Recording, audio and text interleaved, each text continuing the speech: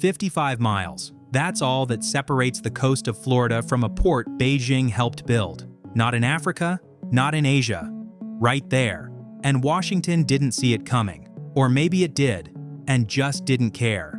Either way, China is now inside the Western Hemisphere's front door, and no one stopped it. While American politicians debated foreign policy in televised committee rooms, China was doing something different. It was building terminals, highways, container hubs, cranes, all across the Caribbean, the region the United States has spent over a century calling its own backyard. And here's the part that makes this story different from every other China versus the West breakdown you've seen. This wasn't some hostile takeover. China didn't force its way in, it was invited. Because the US left a door open and China walked right through it. Stay with me, because by the end of this, you're going to understand why a container port in Jamaica isn't just a container port, why a hotel resort in the Bahamas isn't just a hotel resort, and why the strategic map of the Western Hemisphere looks fundamentally different than it did 15 years ago. And the US may not be able to undo it. If geopolitics and infrastructure power moves are what you're here for, subscribe now. This channel covers exactly this every time. So what are we actually talking about? The Caribbean. Roughly 700 islands spread across the sea between North America, South America, and the Atlantic Ocean. Most people picture beaches and cruise ships, but look at a trade map and the picture changes completely. The Caribbean is the collar around the Panama Canal, the single choke point that connects the Pacific and the Atlantic. Every container ship rerouting after Suez congestion, every oil tanker moving from the Gulf of Mexico to East Asia. It passes through or near this region. This is not a vacation zone, this is one of the most strategically located stretches of water on Earth. And China knows it. Here's where it gets insane. In 2013, China launched something called the Belt and Road Initiative. That name sounds bland. The reality isn't. It was the most ambitious infrastructure program in modern history. A global network of ports, railways, highways, pipelines, and energy systems designed to tie 150-plus countries into a web anchored by Beijing. It started in Central Asia, then East Africa, then Europe, then Latin America, and then it arrived in the Caribbean, a region that, for most of the 20th century, the United States treated like sovereign territory it hadn't formally annexed. Over 80% of China's imports and exports move by sea. That's the fact sitting underneath all of this. If you're an economy built on ocean trade, you need ports. You need allies. You need positions, not just on your doorstep, but across every major shipping corridor on the planet. The Caribbean isn't some charitable detour, it's a calculated move on a global chessboard. And America had left that corner of the board almost completely unguarded. Let's start with Jamaica. Kingston's port, the Kingston Container Terminal, sits at a genuine crossroads. It's within striking distance of the Windward Passage, the waterway between Cuba and Haiti that connects the Atlantic to the Caribbean Sea. It sits on routes feeding the U.S. East Coast, Latin America, and trans-Pacific traffic through Panama. This is a real, economically significant port. And in 2016, the Jamaican government handed over management of that port to a consortium that includes China Merchants Port Holdings, a firm directly connected to the Chinese state. Sit with that. A Chinese state-linked company is now part of the operational structure of one of the most strategically positioned ports in the Western Hemisphere. And that's not even the whole Jamaica story. China also financed a major highway, over $700 million, connecting Kingston to the island's north coast, built by a Chinese construction company. In exchange, that company received a 50-year concession to operate nearby land. 50 years. That's not a contract. That's a generation. And here's the kicker. There was once a plan for something even bigger, a massive transshipment hub to be built on a pair of protected islands called Goat Islands, right off the Jamaican coast. The project was ultimately canceled after environmental pushback from local groups. But the fact that it got as far as it did tells you everything about the scale of China's ambitions in the region. China didn't just show up with a check, it showed up with a vision. And Jamaica, a country that had been waiting decades for the kind of infrastructure investment that never came from its traditional partners, took the deal. So how does this look in practice? You're a Jamaican transport minister. Your roads are deteriorating. Your port needs expansion to compete with larger regional hubs. Western institutions offer consultations, feasibility studies, multi-year review processes, and conditional loans tied to governance reform. China offers a construction company, a loan, and a completion timeline. Tell me which one you take.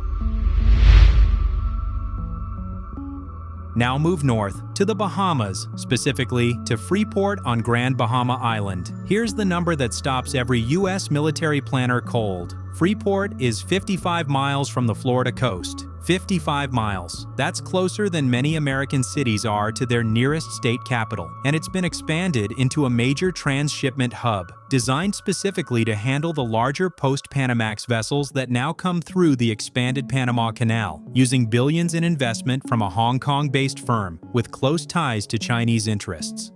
Let that sink in. This is not a small fishing terminal. This is a modern container facility, positioned to capture a massive share of traffic moving along the U.S. eastern seaboard, managed by entities with structural links to Beijing. Now, U.S. officials are quick to say there's no confirmed military use, no surveillance confirmed, no dual-use facilities confirmed, and that's the honest version. We don't have smoking gun evidence of espionage at Freeport.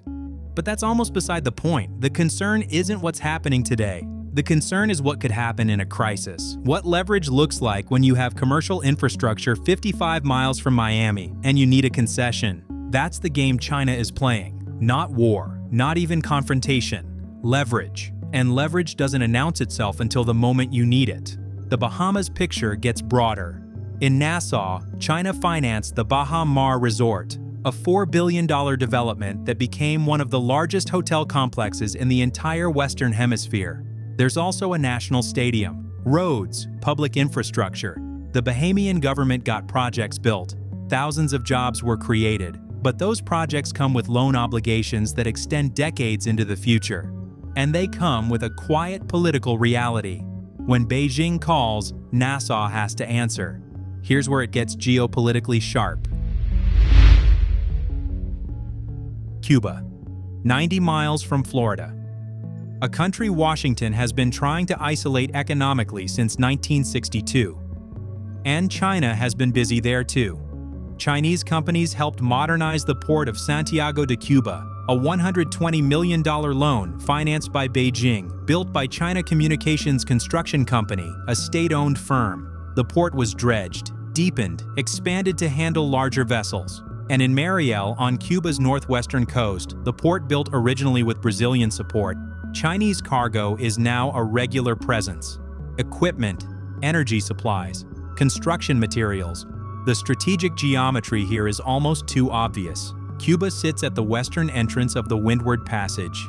It is, by any naval calculation, the island that controls access to the Gulf of Mexico from the Atlantic.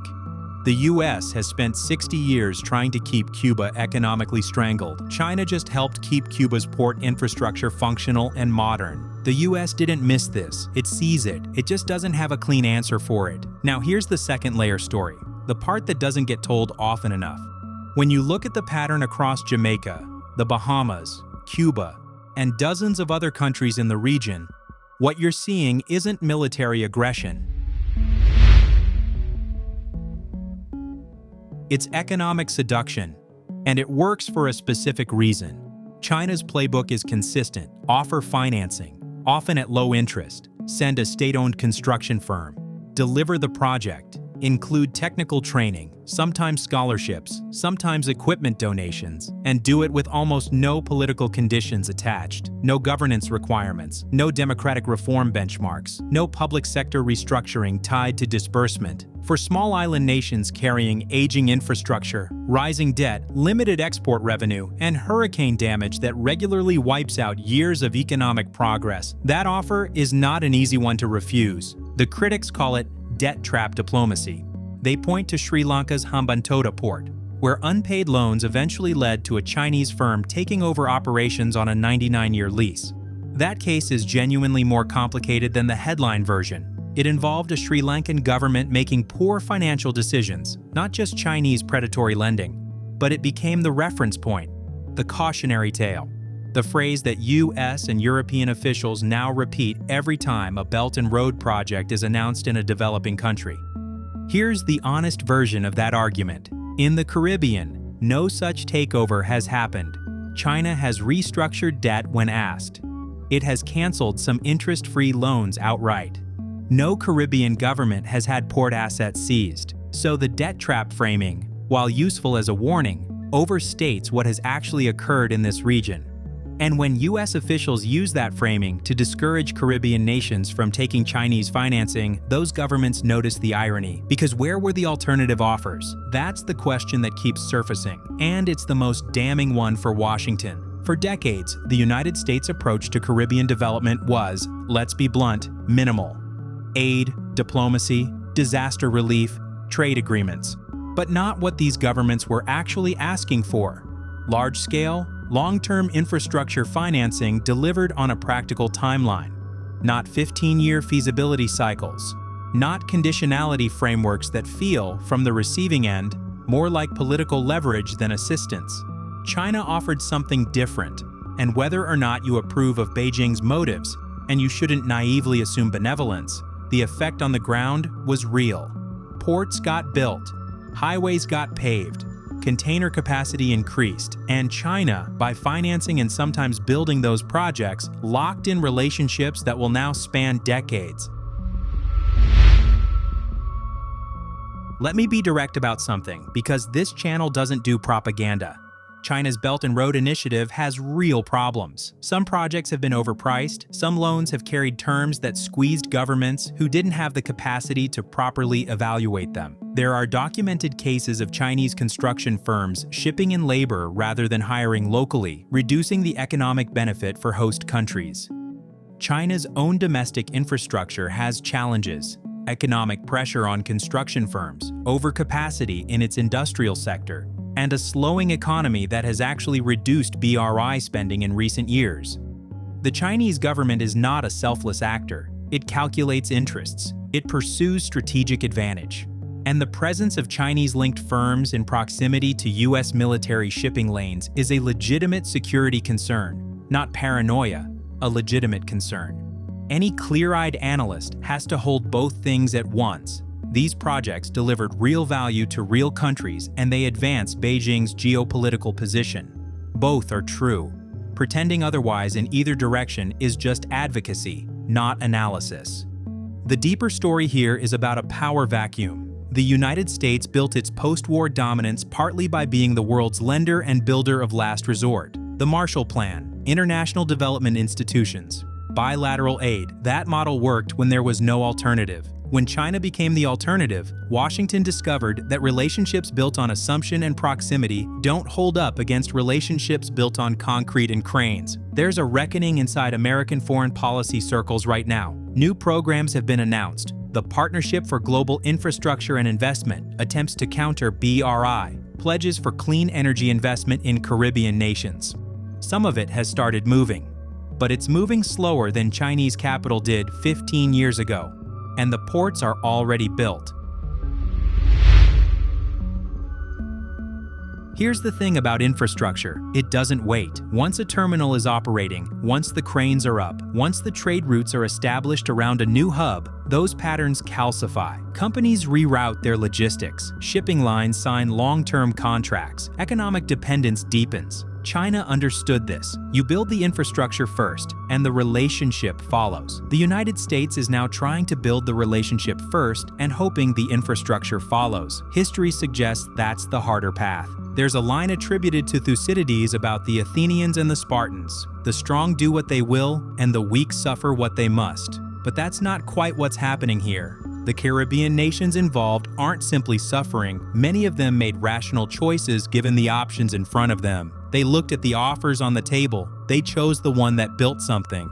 That's not weakness. That's governance under constraint. The future of the Caribbean's ports is already here. The cranes are already up. The terminals are already operating. And the country that helped build them has already secured its place in the region's economic future. The question isn't whether China should have been allowed to do this. the question is simpler and more painful. Why wasn't anyone else already there? Think about that before you dismiss the next port project as just another geopolitical story. Because somewhere, right now, another government is sitting across a table from a Chinese financing offer and waiting to see if anyone else shows up.